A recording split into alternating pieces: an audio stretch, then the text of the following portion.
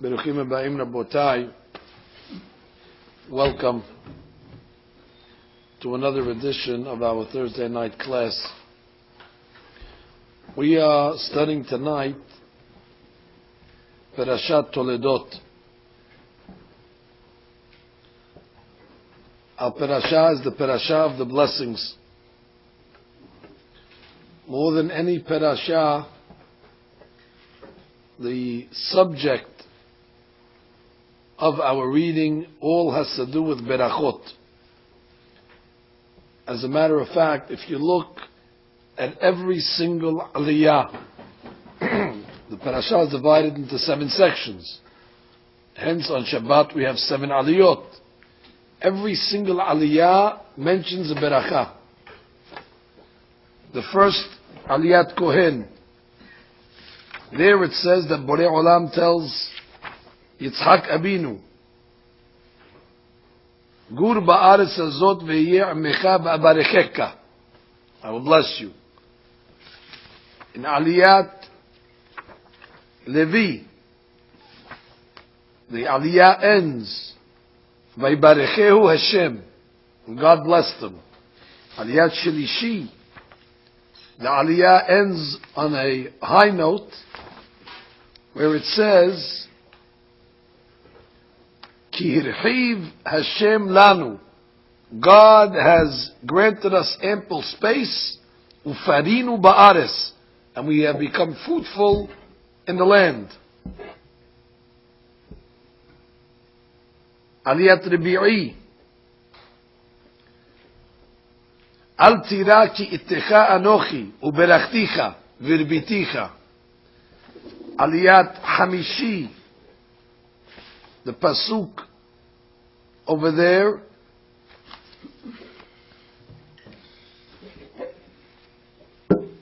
introduces the berachot. Lechna el atzon v'kach li misham shnei gedayei izim. Yitzhak tells Esav, go to the sheep and bring me ve'aseh otam mat'amim, make for me delicacies. Ve'veta le'avicha, bring it to your father. This is Rivka telling Yaakov, ba'avur asher yibarechecha, so we can bless you. Aliyat Shishi, of course, is the blessings. V'yiten lecha ha'elohim mitala shamayim u'mishmanei ha'aretz. Aliyat Shvi'i, that's when Esav comes in and realizes that he got duped. And Yaakov Abinu says, Gam Baruch Yeh, the blessings stand where they are. Yaakov is the blessed one. So, you don't find a parasha that has in it, in every single portion, a mention of beracha. It should be noted, our parasha is the 6th parasha from Bereshit. The number 6, just as a general rule, is the number of beracha. When you see 6, so the beracha is the light, the beracha light comes on. Where do you see that? You see it in a few places. In Misraim, for example, when the Jewish women were blessed with children, it says, Ubnei Yisrael paru, vayishnetzu, vayirbu, vayatzmu, bim'od be'od. 6 blessings. The ladies had 6 children at a time. When we talk about the Ushpizin, on Sukkot, the first 9 is Abraham, then Yitzhak, then Yaakov, then Moshe, then Aharon, then Yosef. Yosef is number 6. Why is Yosef 6? Because Yosef is the beracha. Because all the tribes were considered 1. Yosef is considered 2. Because he's Menashe and Ephraim. So the 6th again you see is double. Beracha in generally is double. That's why we use the word beracha for a blessing. Because the root word of beracha is barech, bet resh chaf. All these letters represent double. In the single digits, the single digit is 1. What's double 1?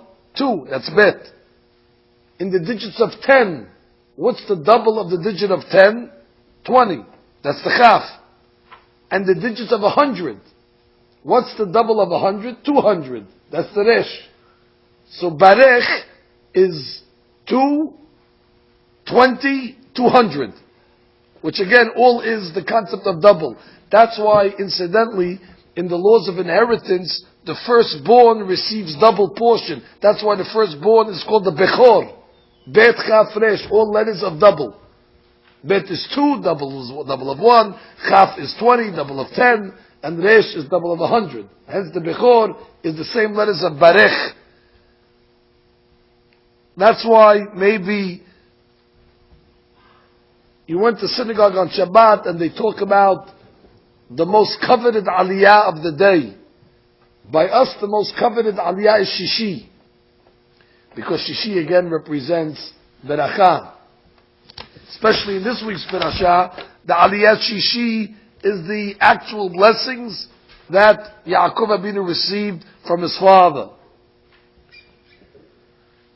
Somebody has a chance to get that aliyah the Shabbat, even though, as I explained to you in this introduction, all the aliyot have beracha in them. But this is a special week. The 6th week from Bereshit is known to be the week of beracha. Those that made an extra effort to be here tonight, Bezat Hashem will be zocher to all the berachot that this week has invested in it. I only said this as an introduction. This is not my topic. We must go into something that is much more complex and much more difficult to understand. The Hakamim struggle to make sense of the story of Esav fooling his father. Although Yitzhak Abinu was blind, one must not make a mistake. Yitzhak Abinu, in his blindness, was able to see better than an X-ray machine, better than a sonogram machine, in his blindness. How are we to understand that Esav, who was the epitome of wickedness, the perfect Rasha, he is the textbook Rasha, how is it that he was able to manipulate and fool Yitzhak Abinu? How did that happen? How is it to be understood that Yitzhak intended to give the berachot to the Rasha? Our parasha tells us Esav committed 5 major sins. Each one is a major crime on its own right. Hachamim tell us Esav denied the resurrection of the dead. He denied the existence of Olam Haba, of eternity. He committed adultery. He belittled the birthright. And he even committed the cardinal crime of murder. He was a Rotzeach. Where do we see in this week's parasha that Esav was a murderer? Well, on that day, the Pasuk writes, when Yaakov was making the lentil soup, the Ades, so it says, Esav came from the field, Vihu Ayef. Rashi says, why was he tired? Why was he weary that day? After all, Esav was a hunter. Why should he be more tired on that day? He says, because he just came back from committing murder. Who did he kill? Rashi says he killed Nimrod. Nimrod was the king of the time. The Midrash actually says Esav was hunting in the field and Nimrod saw Esav's arrows. He had signature arrows, monogrammed arrows with his name on them. And Nimrod came to Esav and said, this is my territory. And Esav said, no, this is Hefker, this is open territory for anybody to hunt. So Nimrod said, well, if you don't leave the area, I'm going to have to take it by force. So Esav said, I'm ready to fight. He says, good, tomorrow I'll meet you at 11 o'clock. We'll have what's called a Dukerav. Dukerav is like a bout. Anyway, Esav came home. Yaakov sees him and says, what happened today in the field? He says, well, I met this guy Nimrod. He says, and? Well, he challenged me to a fight tomorrow. He says, are you crazy? That's the silliest thing. I thought you were Esav. I thought you were a smart guy. He says, there's no way you can beat him. Nimrod wears the cloak of Adam HaRishon. He inherited the coat. When he inherited or he stole it. And anybody that wears the coat of Adam HaRishon is impenetrable. There's no way you can beat him. He says, so now what I do? It's interesting. Esav, the crook, is asking now strategy from Yaakov, Ishtam. So Yaakov says, I'll give you advice. Tomorrow when you come to the fight, he's going to be ready to attack you. So you tell him, hold it, time out. There's no wisdom to beat me wearing the coat. You're a coward. Take off the coat and be a man. Let's fight without any advantages. And of course Nimrod will be arrogant. He'll be willing to take off the coat. When he takes off the coat, you grab it, you put it on, and you beat him. Anyway, he goes the next day, and Nimrod's, okay, put up your dukes. And Esav tells him, what are you talking about? He says, you're going to beat me with the coat on? We know this trick. Take off the coat and fight like a man. And Nimrod says, the coat, I can beat you with one hand behind my back. I don't need a coat. And he takes off the coat, and of course, Esav follows the advice of Yaakov. He puts on the coat quickly, and he kills Nimrod. So that was a very a tiring day. He wore him out. So Vayavor Esav min hasadeh v'hu ayef. He was tired. He just had blood on his hands. And he was hungry as well. The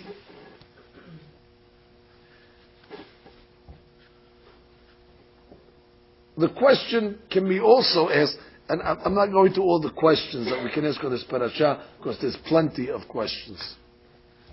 How did Yitzhak get fooled? How did Yitzhak eat from the meat of Esav? This is a halachic question.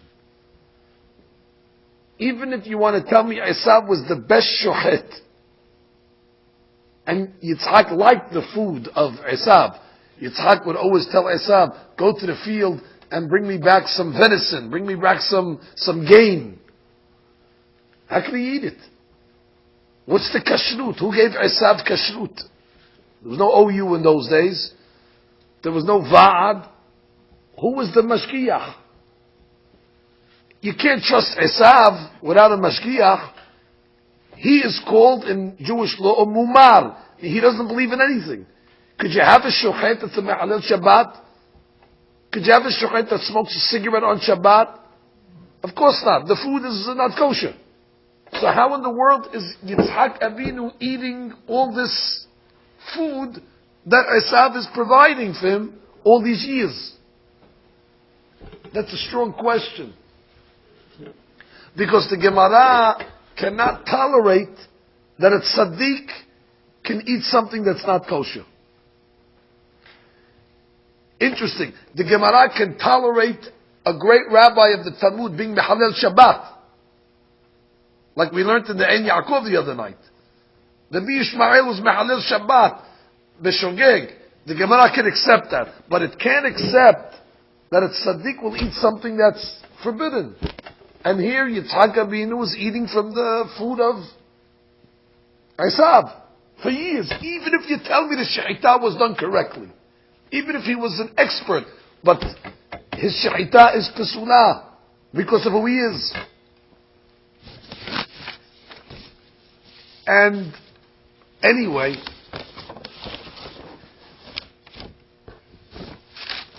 it should bother you. What does Yitzhak care so much about the food in the first place? Since when is the tzaddik so interested in a meat meal? Where he tells his son, bring me from the delicacies. Yitzhak Avinu is Kodesh Kodashim. He's not even allowed to leave Israel, Yitzhak, because he has the status of a human sacrifice. We wouldn't expect Yitzhak to be so into the menu, where he can't give a blessing unless it's over a piece of steak, unless it's over a piece of a couple of lamb chops. How are we to understand Yitzhak Avinu's attachment to the food? Again, you cannot learn this parasha in an amateuristic way, obviously, because there's so many questions over here that we have on the great tzaddikim That if you're going to learn it according to the simple interpretations, you're going to fall into the pits.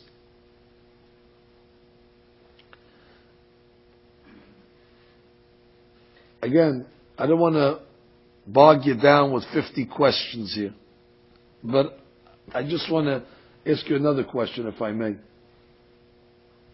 To be honest with you, I don't even know if we're going to be able to answer all these questions tonight.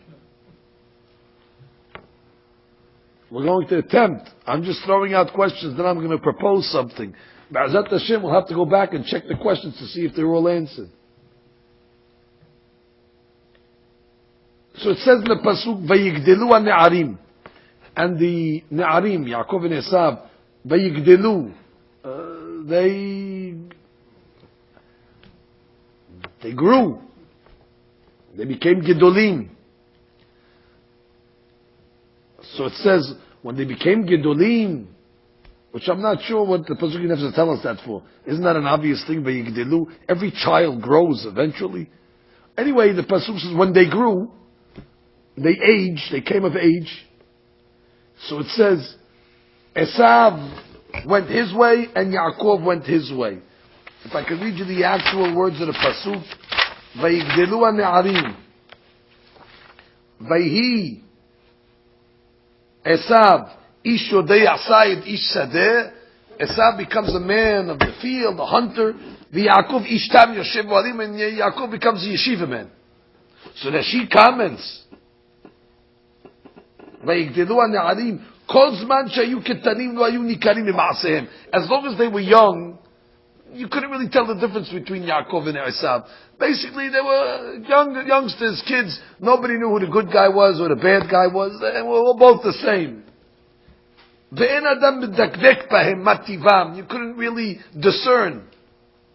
כיוון שנעשו בני י"ג שנה, once they became, as we call it, bar mitzvah, 13 years old, זה פירש לבתי מדרשות וזה פירש לעבודה זרה. Then they went their separate ways. Esav goes to the בתי עבודה זרה, to the movie theaters, wherever he went, and the other one, Yaakov, goes to the Bet Midrash.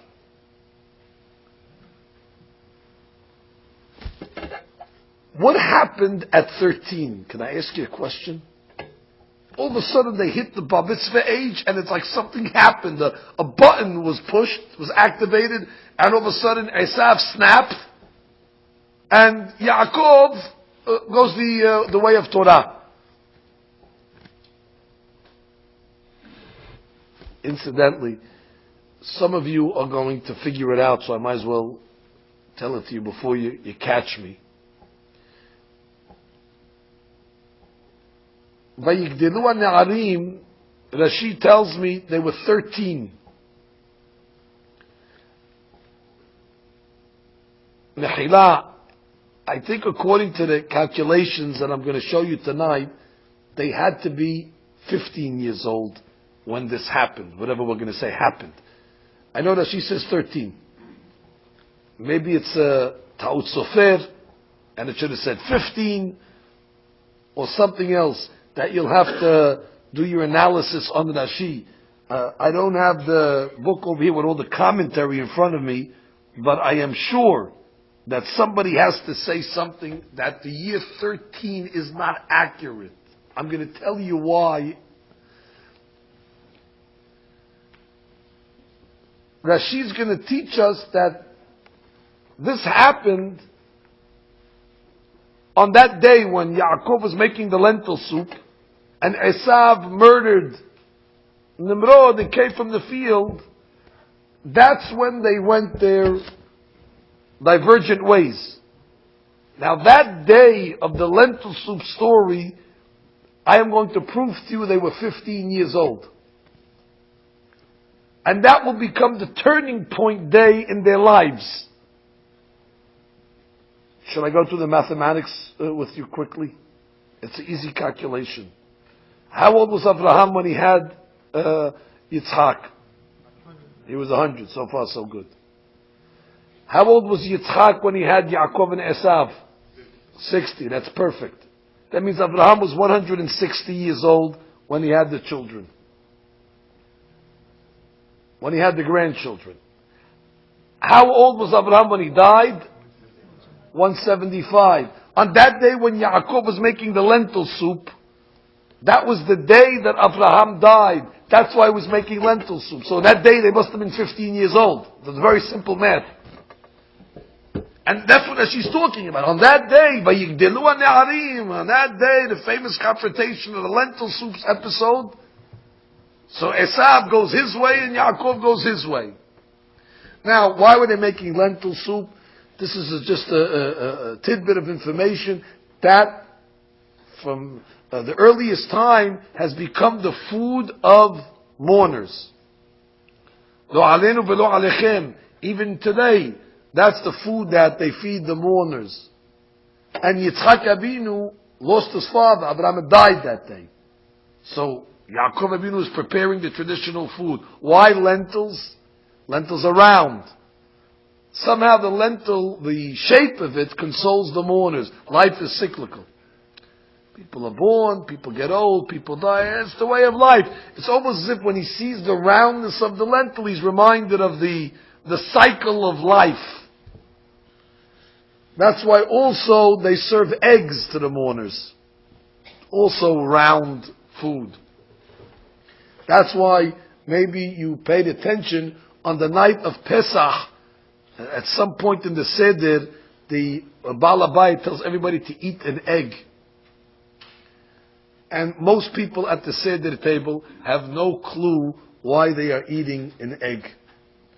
They figured out the maror and the matzah and the haroset, but the egg is an enigma to most people. And the reason the Mefarshim say you eat an egg on the night of Pesach is because always on the night of Pesach, that is always the same night as Tisha B'Av of the same year. I tried this in the ladies' class this afternoon, and I failed miserably. I'm going to ask tonight, does anybody remember when the first night of Pesach was this year? The first night of Seder. Okay, and I failed miserably again here tonight in the second class. Well, whatever it was. Monday night is correct. The first night of Pesach this year, somebody tried to make me believe that the first night of Pesach was Tuesday night. They were very confident, but I told them that is impossible because the halakha says the first night of Pesach can never come on a Tuesday night. So that's why they had to be wrong. Lo badu Pesach. Pesach cannot come out on a Monday, on a Wednesday, or on a Friday. First day. Anyway, Monday night is correct. Anybody have any clue what night Tisha B'Av was this summer? Very good, Monday night. So therefore, we eat an egg on the night of Pesach because we say, oh, Monday night. Oh, we're already thinking about the Monday night that's going to happen in the summer, God forbid, of Tisha B'Av. So we eat an egg to put us in that morning moment. Hachamim tell us there's another reason why we eat the people eat the lentils and the egg. They're a closed seed or closed food. There's the way that she says, en lo peh. There's no opening to the lentil. It's sealed. And a mourner, en lo peh. He doesn't have anything to say. Halakha says even the first 3 days, the mourner is just sitting there silent. He has to accept. So they give him the lentil, that you're like a lentil now. En lo peh, you have no mouth, so to speak. Anyway, Yaakov Avinu keeps the tradition. He makes the lentil soup in order to give to his father for the Seudah.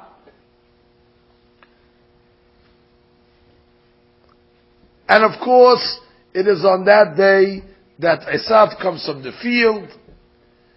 Yaakov would tell Esav, sell me your birthright. Esav would say, a birthright? What is a birthright? Give me the lentil soup. Because I'll give you the lentil soup. I'll even throw in a piece of bread. It comes with a piece of bread. And also comes with some wine. The special that day.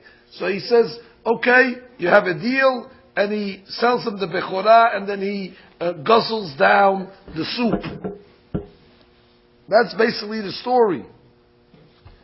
Later on, Esav would of course come to regret what he did, but it was too late. But on that day, Rashi says, at that moment, Vayigdelu an-ne'arim, something happened. Esav all of a sudden becomes a Rasha. All of a sudden it becomes evident who's the good guy, who's the bad guy. And I ask you, what happened on that day? What, just because he drank some lentil soup? How did it change him? To understand this, you need a few introductions that I'm going to offer you tonight, Be'ezat Hashem. No extra charge. There's a story in the Nevi'im that happened with Elisha HaNavi and Eliyahu HaNavi. Eliyahu HaNavi was Elisha's rabbi.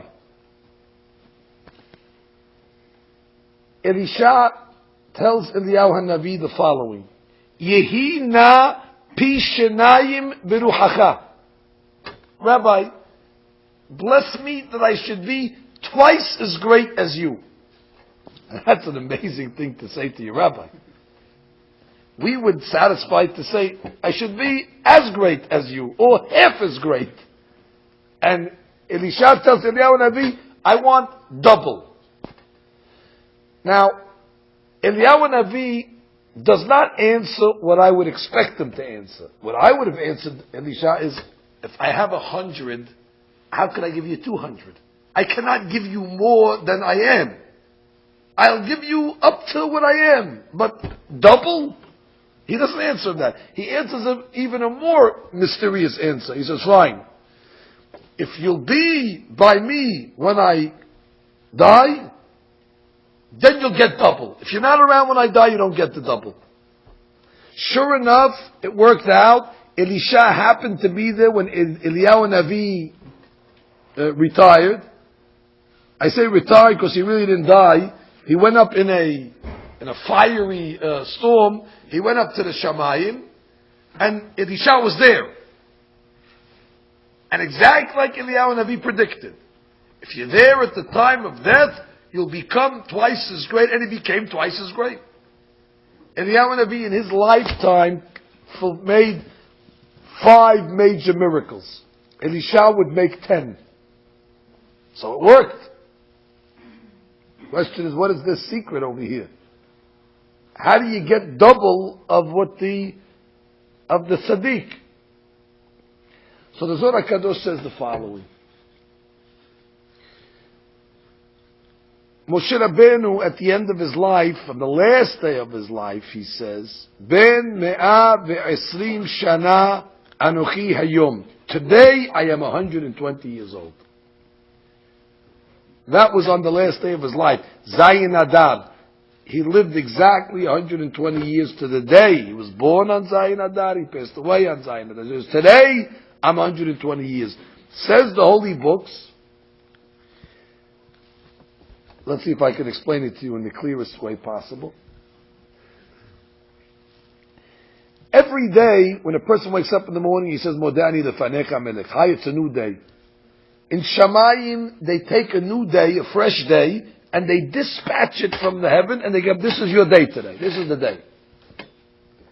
And you have the ability to write whatever history you want on this day. It's like a fresh piece of paper.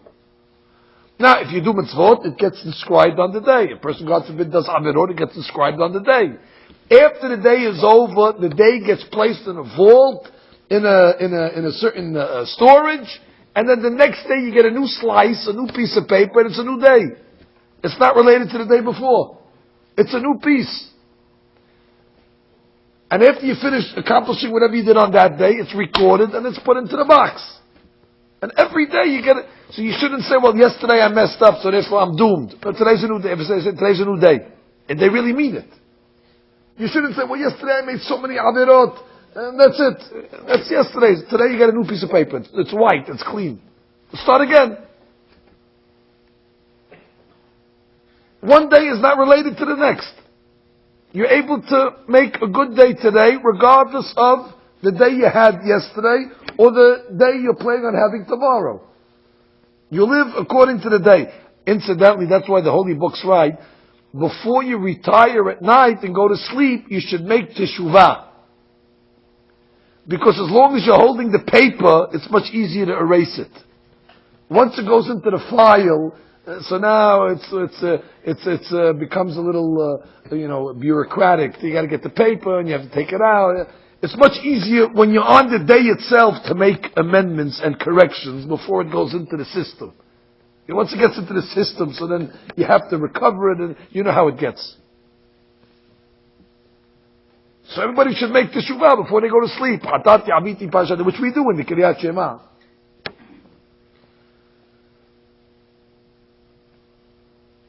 On the last day of a person's life, something happens, and it only happens at that moment when he's about to leave this world. Borei Olam collects all the days collectively and brings them down in one shot of concentration to the person. So now instead of having one day of good deeds on him, he has a lifetime of deeds. It's like a volcano that erupts of all his life accomplishments.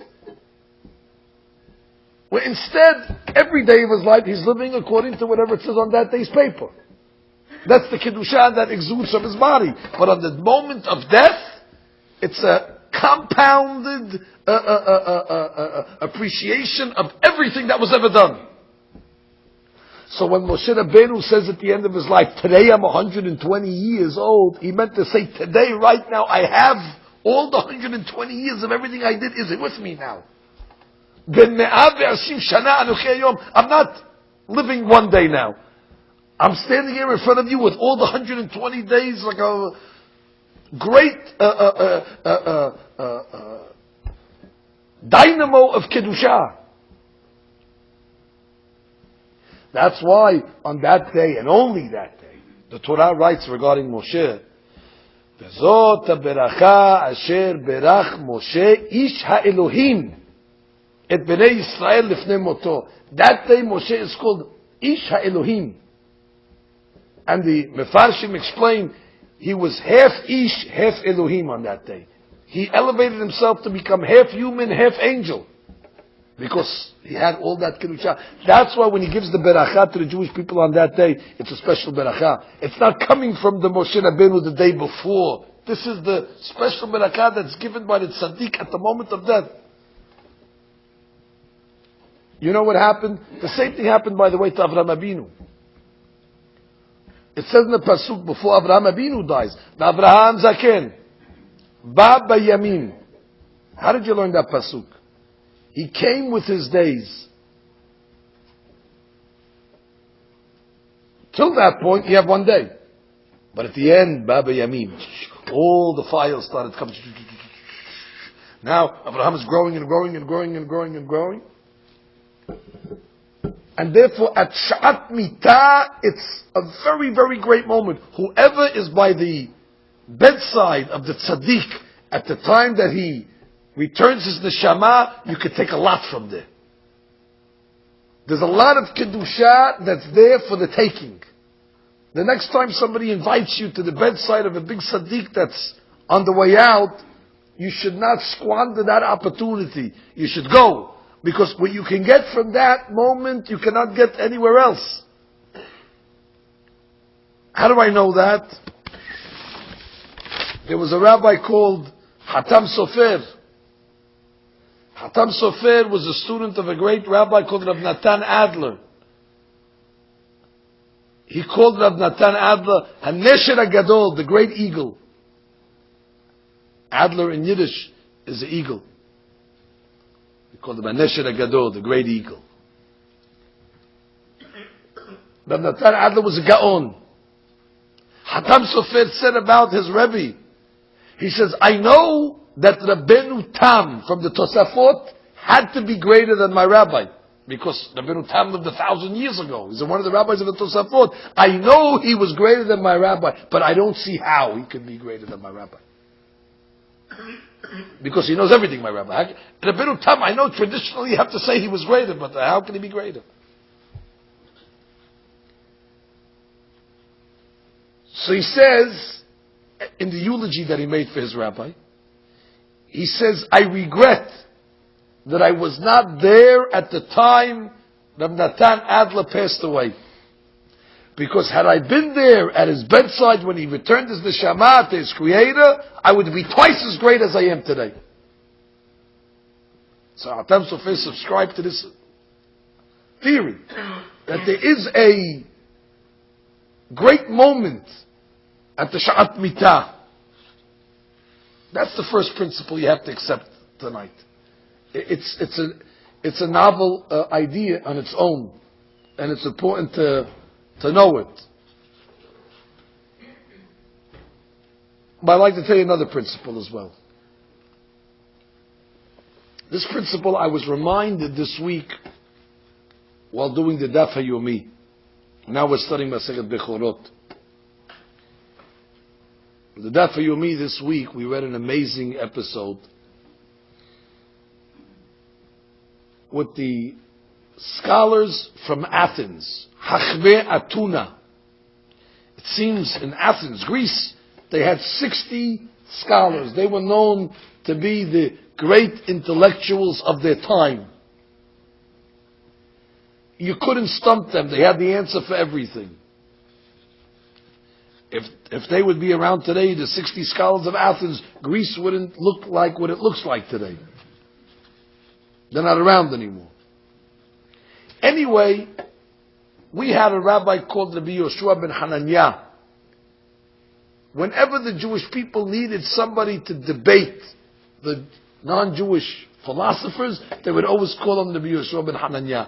He was the one that could always put these guys in their place.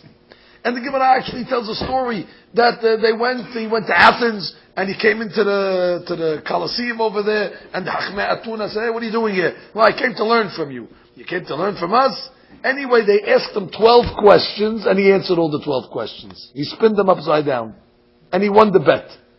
But this wasn't an isolated incident. Always, the Yoshua ben Hananiah was the one that would defend Am Yisrael from the secular philosophers. When Rabbi Yoshua was about to die, the students came to him. And the students said, Rabbeinu, ma teheve alan min apikorsim. What's going to be with us with apikorsim? As long as you're alive, you would have won that to answer them up. You were a great defender. You were a great debater. But now you're returning your neshama to God. Who's going to protect us from all these apikorsim, all these secular philosophers? So he answered an amazing answer, which is the second principle that I teach you tonight. He said, we have a rule. God creates the world with a balance. There's always a balance. It's called Zeh le'omad zeh asa Elohim. When there's a great measure of Kedusha in the world, so God always offsets it with a great measure of Tum'ah in the world. You always have to have a balance. Everything has to always be equal. So he said, as long as I'm alive, so you have somebody who knows how to debate good, so the other side is very strong as well. But don't worry, when I leave, they're also going to leave as well. Their arguments is not going to be as strong, which means you won't have to worry. They're not going to be as sharp as they were when I was alive. Which teaches us a big principle. That Borei Olam always keeps the world in that delicate balance. So when Rabbi Yoshua is alive and he has the answer for all these things, so the Goyim are able to come with strong questions because you have Rabbi Yoshua to counter it. He says, you have nothing to worry. When I go, they'll go. I tell you this principle because you see it a lot of times in history. You actually see it in this week's parasha. If I were to ask you, the greatest man that ever lived, who was it? Avraham Avinu. Is that what you said? You're correct. Of course. I didn't say the greatest prophet. The greatest prophet was Moshe Rabbeinu. The greatest man all around, great innovator, tzaddik is Avraham Avinu. In his time, who would you say his counter was? Very good. The anti-Avraham is Nimrod, that's for sure. Whatever Avraham preached, Nimrod preached the exact opposite. Think, Avraham is preaching Chesed, and Nimrod is leading Sodom. Nimrod is leading cruelty. As a matter of fact, he took Avraham and threw him into a fiery furnace. It's the Nimrod that claimed that he's God, where Avraham is preaching that God is God. Always the fight was with Avraham and Nimrod. As we learned a few weeks ago, they were fighting their whole lives. It was Nimrod that took Avraham, threw him in jail for 10 years. And then he took him out. And they were still fighting. It's Nimrod that led the Tower of Babel. That big skyscraper that was built solely to fight God. Nimrod, like his name connotes, is a rebel. The rebellious one. So it's not coincidental that Yaakov is making lentil soup. Because who died that day? Avraham. And who comes from the field that exact day, weary and tired? Esav. And why is he so tired? Because he just murdered Nimrod. So you see exactly, Zeh le'umat zeh. When the great Tzaddik Avraham goes, so with him comes down the great powers of Tumah as well. The Kedusha goes down, the Tumah goes down. So it's not a coincidence that they both die on the same day. I can bring you more proofs to this concept, if you're interested in hearing another proof. Okay, shtika koda, I take that as a yes.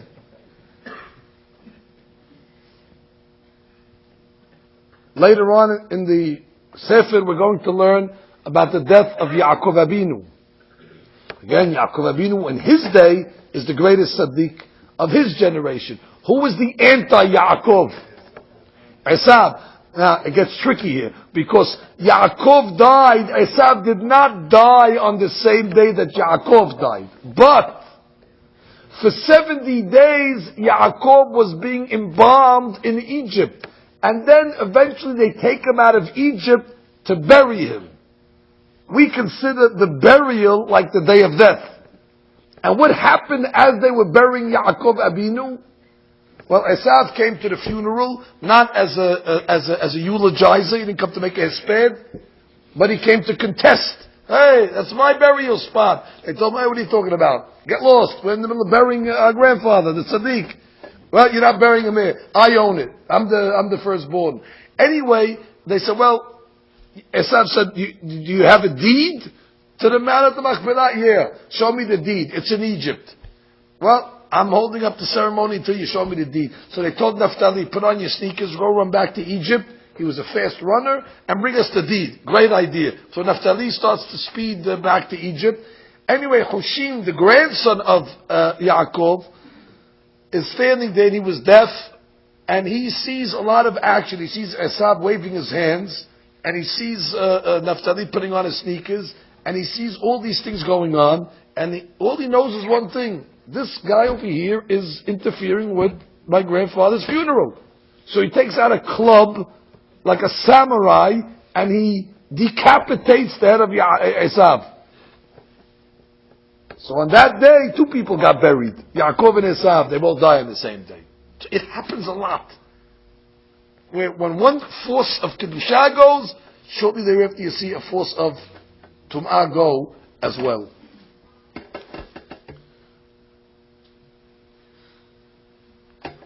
Without going into too much detail,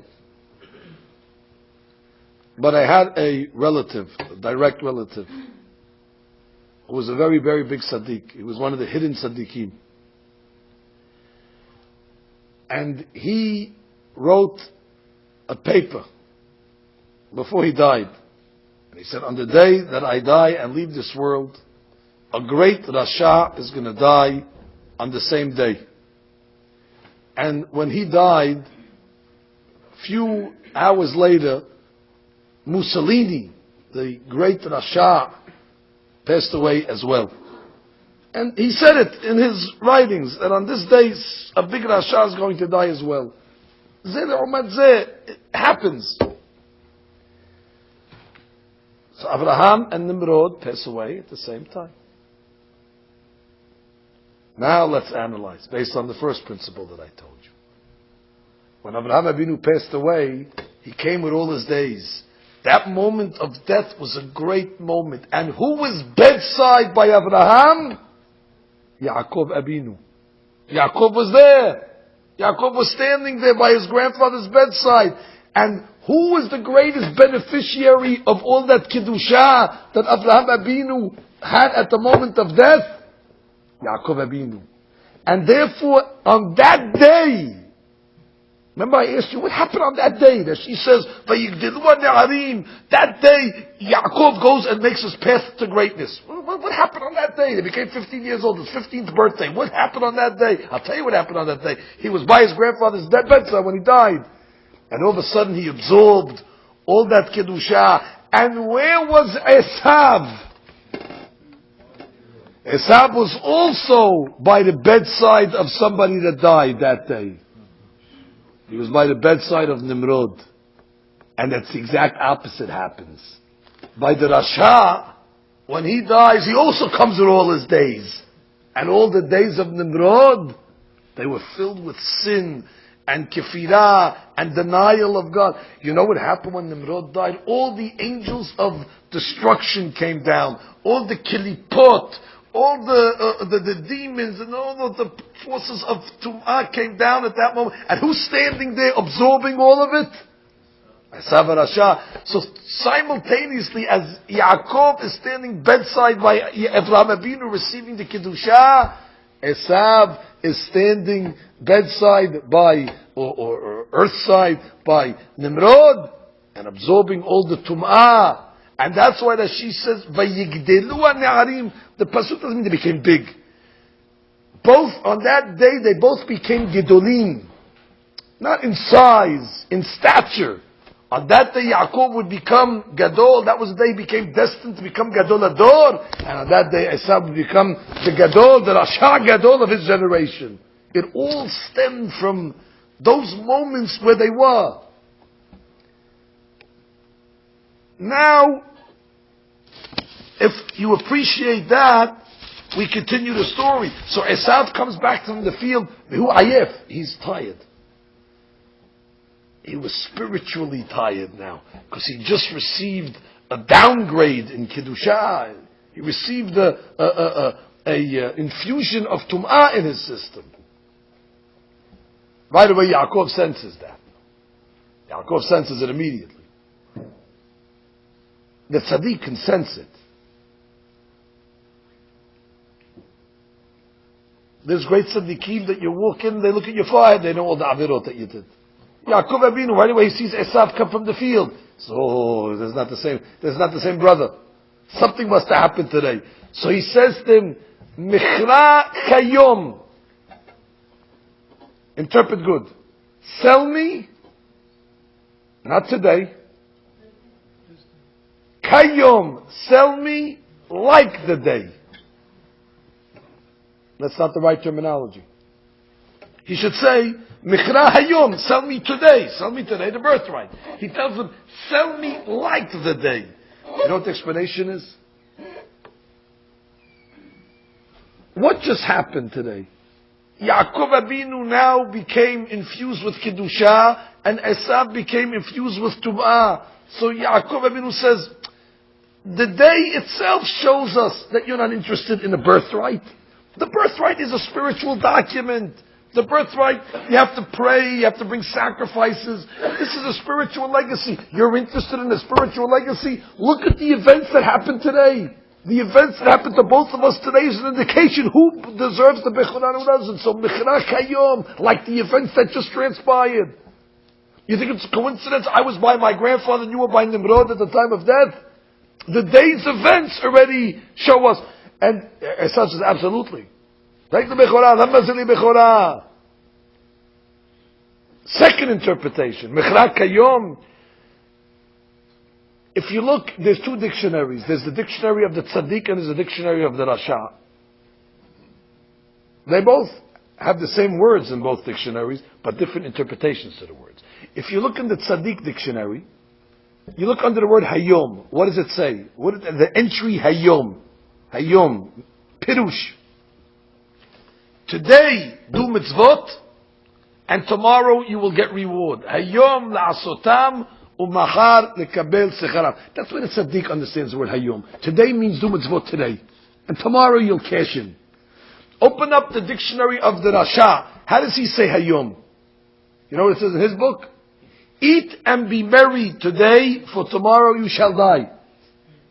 He also has what it says. Hayom, enjoy now, because if you don't enjoy now, you're not going to be able to enjoy anymore. So therefore, you have to enjoy the moment.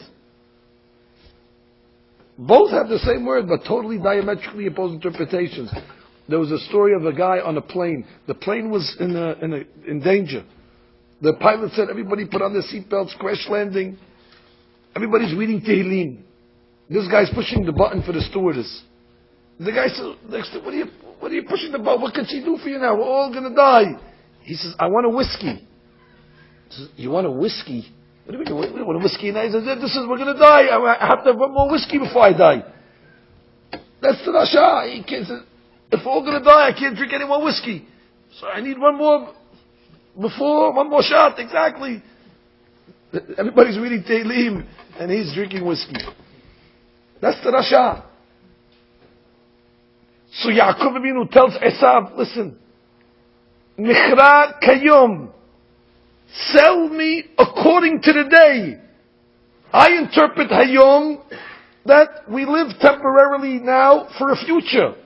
You learned Hayom, be merry today. So based on our opposing interpretations of the word Hayom, so you should tell me the Bechorah, Mechrat Hayom, sell me according to the way you interpret the word Hayom. Esav says, yeah, you're right. What is the Bechorah get me into a party? No. Does it get me free drinks? No. Does it get me a free hotel? No. What does it get me? You have to go to shul every morning. I'm not interested in shul every morning. Take the Bechorah. Lama the Bechorah.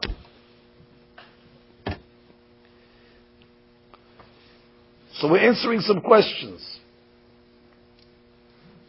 But we didn't answer the question with the food. Food's a problem. What is the Yitzhak Abinu always telling Esav, bring me the food, the delicacies.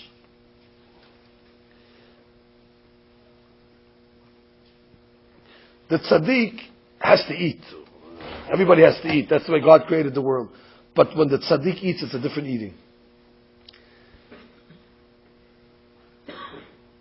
There's certain foods that have, all foods have kedusha in them to a certain degree. If I were to ask you, what's the holiest food that we eat during the year? It has to be the matzah. Because the matzah, it's all kavanot, it's all concentration, it's all... At the time that they cut the wheat, who's out there cutting the wheat? They have a big rabbi with a long beard and a big hat with a sickle in his hand. L'shem matzah mitzvah, you got to cut the wheat.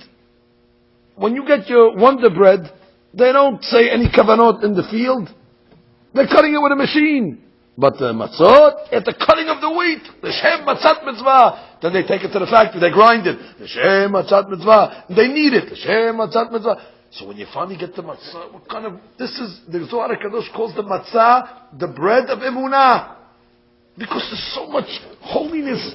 When the tzaddikim eat the matzah, they're eating emunah. You can't eat emunah, it's abstract. So you need to put it in a food and eat it. That's the way the tzaddikim eat all their food.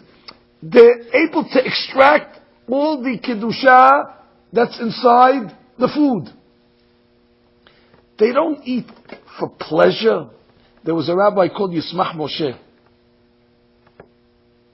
One time his wife went to a wedding. She told him, Rabbi, my dear husband, I left the food on the stove. You mind making yourself dinner? Of course not. I'll go to the wedding. I'll make myself dinner. She went to the wedding. He goes to the stove. Next to his dinner, there was another pot with soap in it. She was cleaning the pot with suds and stuff in there. He doesn't know how to use machmash. He takes the pot with the suds, the soup. He makes himself a soup. He's eating the soup, the suds, the soap, the kosher soap. He finishes. He puts the plate away. His wife comes over. Did you have dinner? Yeah, it was very good. It was delicious. Okay, she goes to the thing. She sees he didn't eat the dinner. He ate the soup. He ate the soap. This is my Rabbi. He ate the soap. Oh, it was soap. That's the thing. He's eating it. He ate it. It was fine. It doesn't care about the time. These are the tzaddikim. Now you're going to tell me what Yitzhak Abinu was ordering meat and he has to have the tam and the delicacies. Impossible. And we cannot accept that. The Achilav, the tzaddik, is on a different level.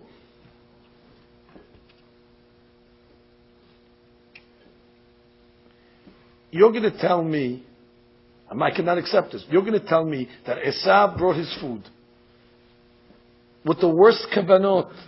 Esav has heretical thoughts. You know what type of food he's going to bring Yitzhak? You don't think Yitzhak would be able to smell it? You don't think he'd be able to tell that this food over here is not kadosh? In a second, he'd right away know that the food is no good. How is he eating it all these years? There was a story. There was a great rabbi called the Admor from Slonim. You heard of it, the great Gaon? The Slonim Hasidim. The Admor was a big tzaddik. He was once in Eretz Yisrael. He has all the Hasidim around him. All the Hasidim have beards. That's the first rule. You have to have a beard. So one of the Hasidim doesn't have a beard. That's already a big thing, not to have a beard. So the Admor turns to the guy without the beard and says, Rabbi Yaakov, tomorrow night we're having a seudah by you. He was amazed. He's flattered. The Rebbe's going to eat by him. All the Hasidim are going to come there.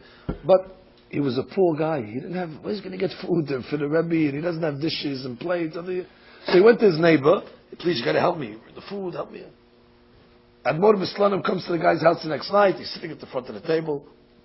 The beardless guy, Rabbi Yaakov, he brings him the fish. The Hasidim eat fish. That's the first course. The Admor is saying the Torah, Hiddushim. He doesn't eat the fish. Then he tells the guy, listen, the custom of the Hasidim is we give out shirayim. Everybody gets a little piece. Bring me some plates so I can give. So the guy looks at his friend, the neighbor, the guy with the big beard. He says, so the Admor says, what are you looking at him for? I asked you to bring me plates. He says, Rabbi Mahila, I'm a poor guy. I don't have any plates. I don't even have these plates. Everything I borrowed is from him. He says, you borrowed the plates from him? Good. Sir, excuse me, Mr. Hasid over here. This plate over here, your plate? Yeah. You dipped it in the mikveh? In the Tevilat Kelim? He says, no. He says, how come you didn't dip it in the Tevilat Kelim? He said, there's some opinions say you don't have to dip it. The Admor Mislanim tells the guy, you know what the difference between this Hasid and you is?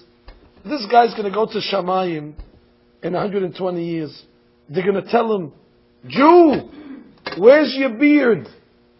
You, when you go to Shamayim after 120 years, they're going to say, beard, where is the Jew? The Admor from Slonim, he knew that it wasn't dipped. He wouldn't eat. He knew it. He felt it wasn't dipped.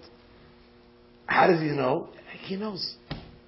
So you're telling me that Admor from Slonim knows if a keli is dipped or not, but Yitzhak doesn't know the meat if it's from Esav or not? That's much more obvious.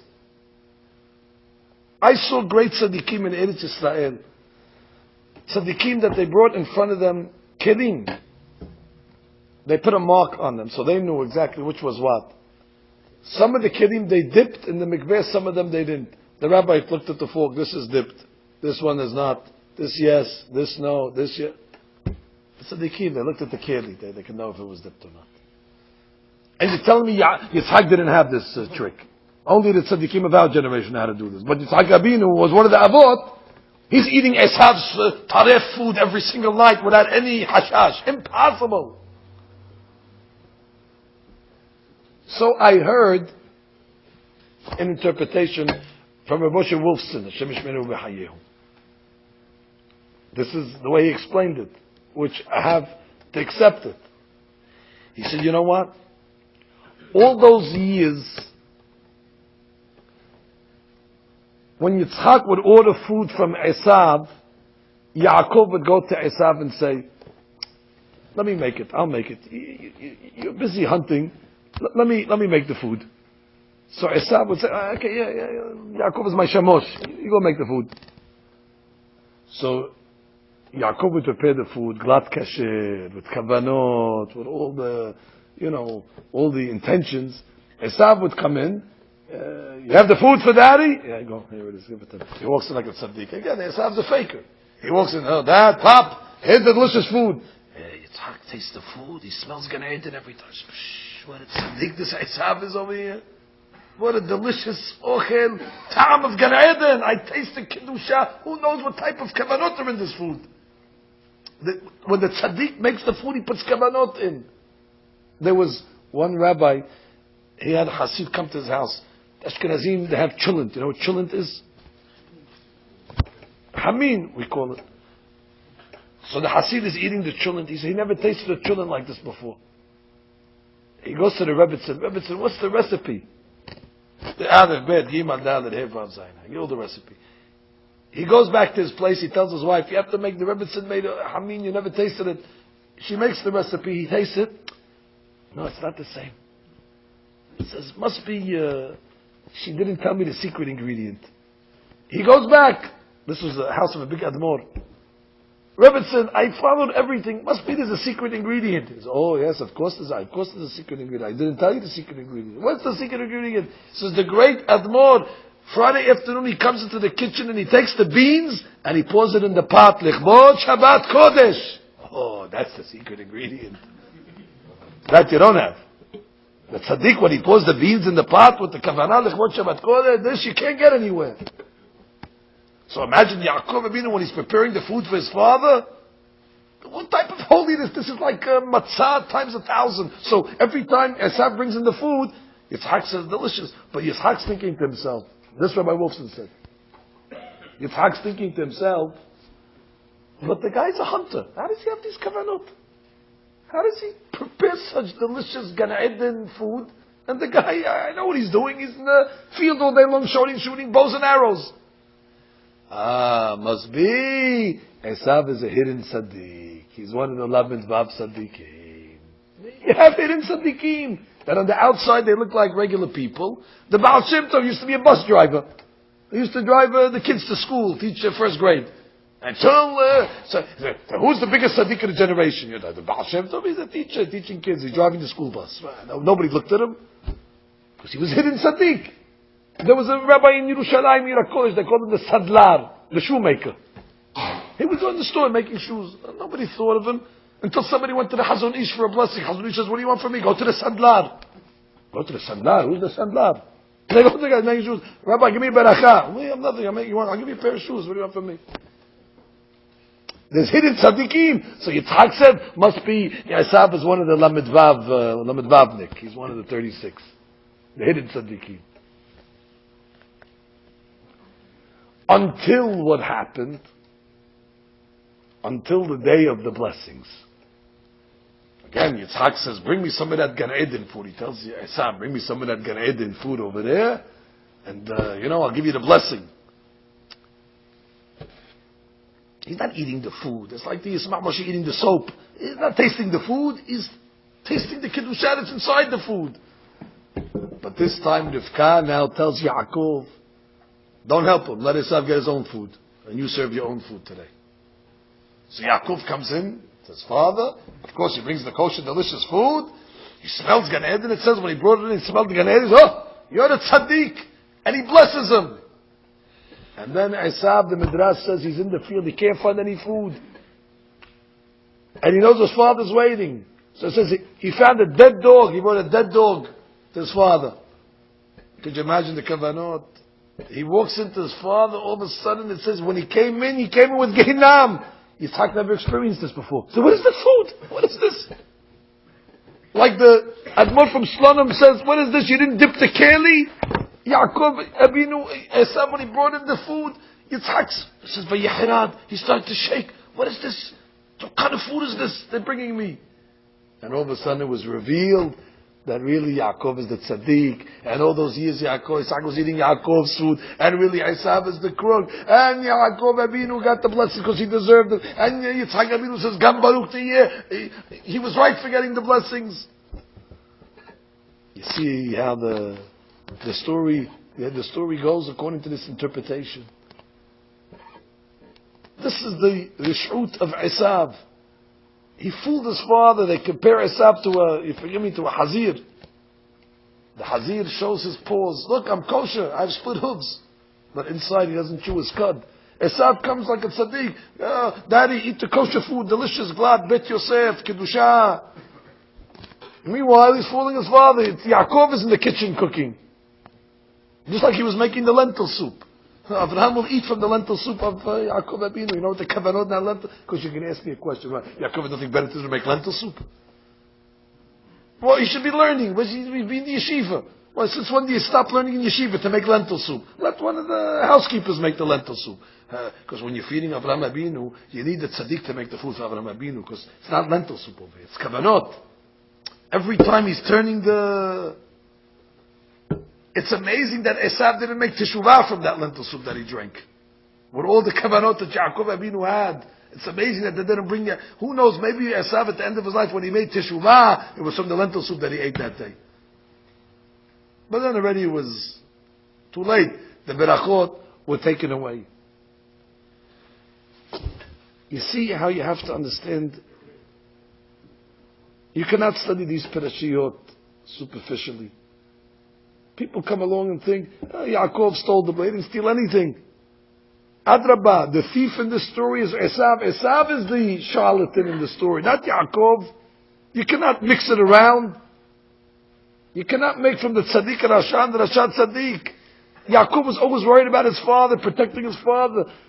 If Yaakov didn't intercede to make the food every day for his father, then every day he would have brought in Gehinam, and Yitzhak would have been shaking and nervous and scared like he was that day. Yaakov says, you cannot do that to my father. I'll make the food. You can serve it, but that's it. So the tzaddik, nothing ever happened to him. But finally, on the last day, everything fell into place. And it all started from that day, when Yaakov Abinu received the extra measure blessing from his grandfather, and Esav inherited all the rishut of Nimrod. On that day of 15 years old, each one went his own direction. This is a lesson, not only how to learn this parasha, this is a lesson how to go through the entire Tanakh whenever you get to these difficult episodes. The good news is, we're at the 6th parasha. I told you the 6th parasha is the parasha Beracha. We're coming to a great Shabbat of the year. Always the 6th Shabbat of the year is Shishi. Shishi is Kodesh.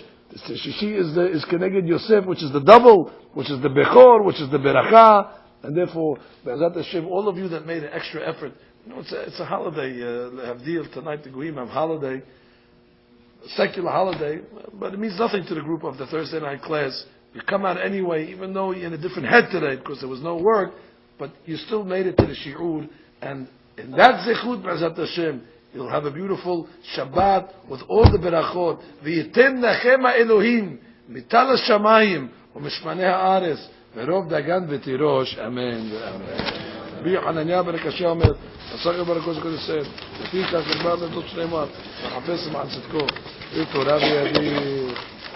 קדיש.